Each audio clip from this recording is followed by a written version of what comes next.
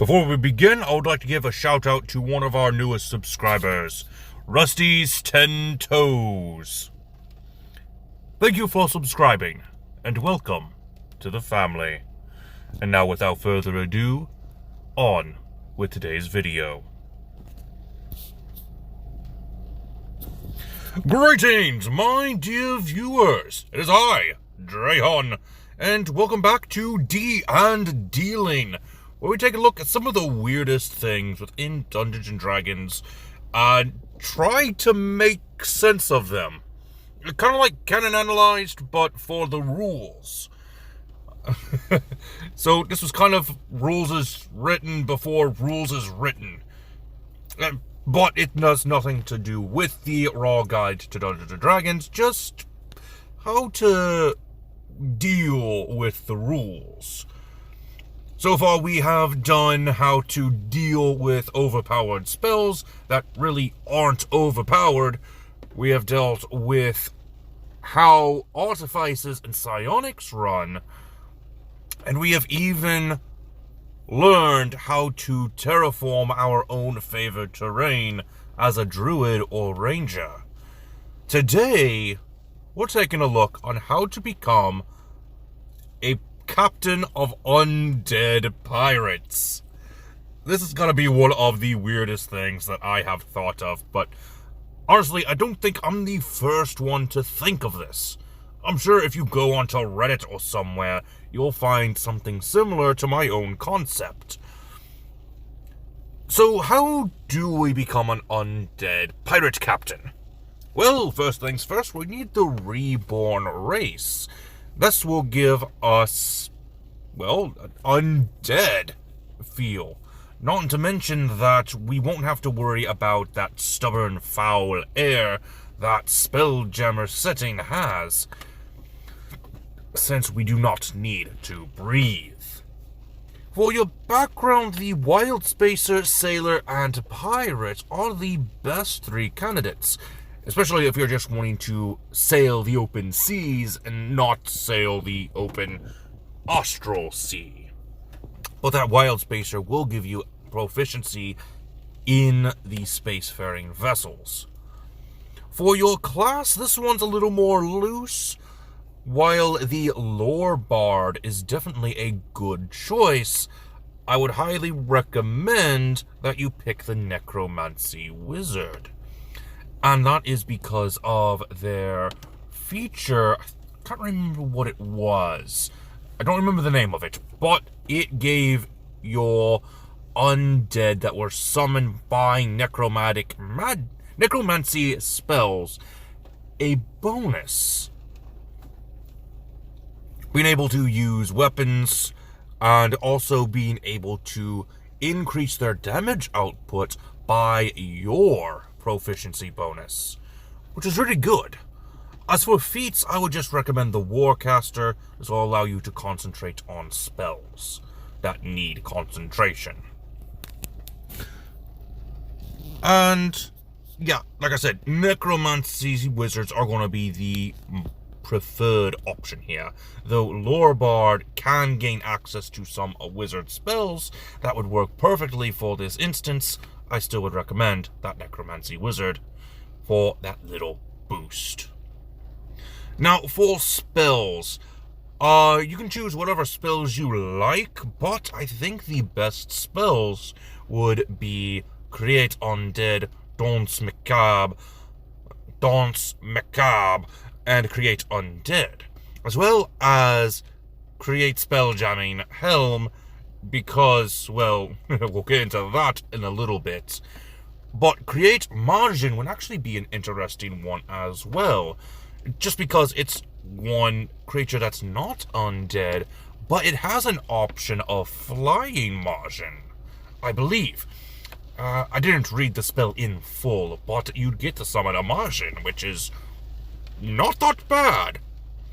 And of course, the Find Familiar spell for more of being able to send a message to another ship, or being able to make a spell go a little bit further.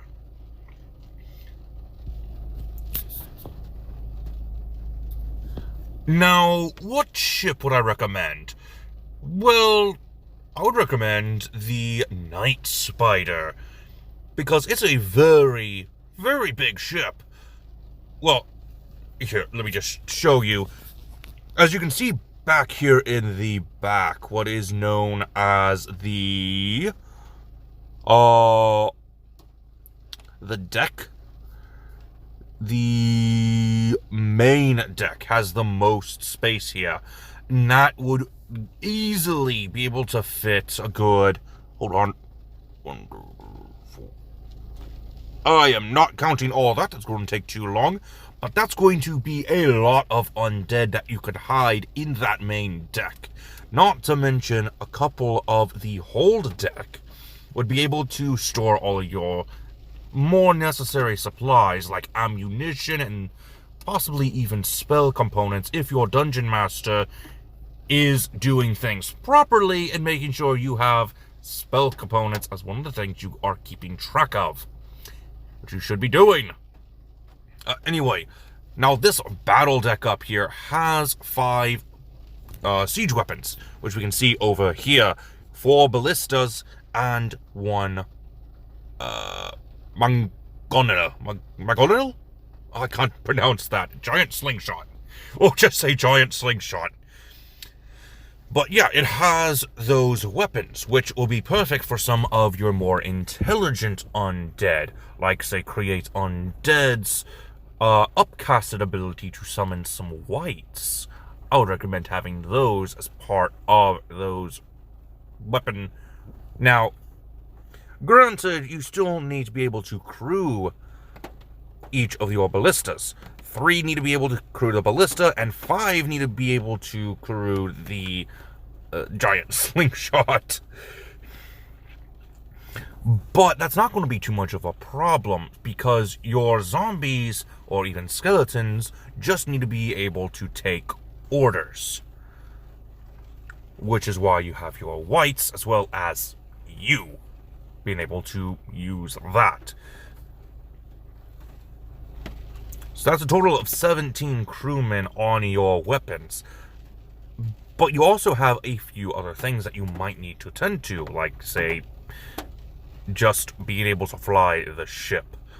Now, with this crew here, that is going to be different. This is, according to the book, Astral Adventurer's Guide, the standard crew complement for spell-jamming ship includes 1 captain to give orders, 1 spelljammer to pilot the ship, obviously that's going to be you, and 1 or more crew members to operate its weapons. Some ships carry extra crew, such as troops and backup spelljammers or passengers. A ship that has more than a standard crew complement will degrade the quality of its air supply more quickly. A spelljammer typically charges 50 gold pieces per day to operate a spelljamming helm, which that's not going to be a problem since you are going to be the spelljammer and technically the captain, while having some of your white second mates manning some of these weapons with a couple of undead around them to load and move the siege weapon for better aiming.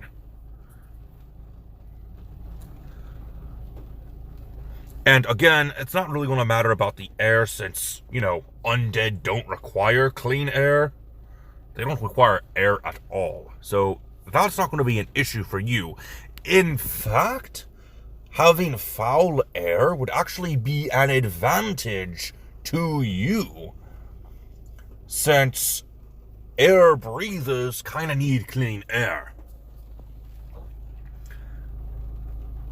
Now, some further notes. According to Spelljamming Helm, this section right here, at any time you can see and hear what's happening on and around the vessel as though you were standing in the location of your choice aboard it.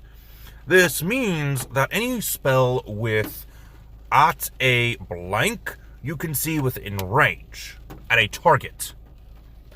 if you can see the target, or even hear the target, you could technically use that spell while on your spell jamming vessel. Let's see here. Blah, blah, blah, blah, blah. There's the thing here. The spell jamming vessel, while you are attuned to it, you have to maintain concentration on it. So you can't use any spells that require concentration, but it's still a concentration thing. So Warcaster is still definitely going to be very helpful for maintaining concentration on your spell jamming helm.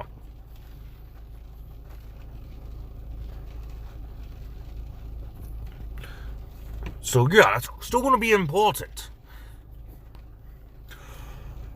And that's going to be all I have for you today, my dear viewers. I do hope that you enjoyed this little trip into how to create your own undead pirate crew.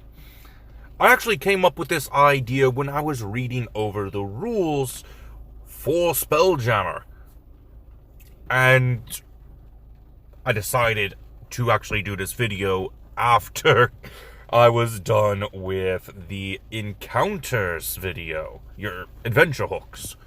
I should have a Pathfinder video ready this week or maybe next week, who knows. But until then, this has been Drehan, and I am offline.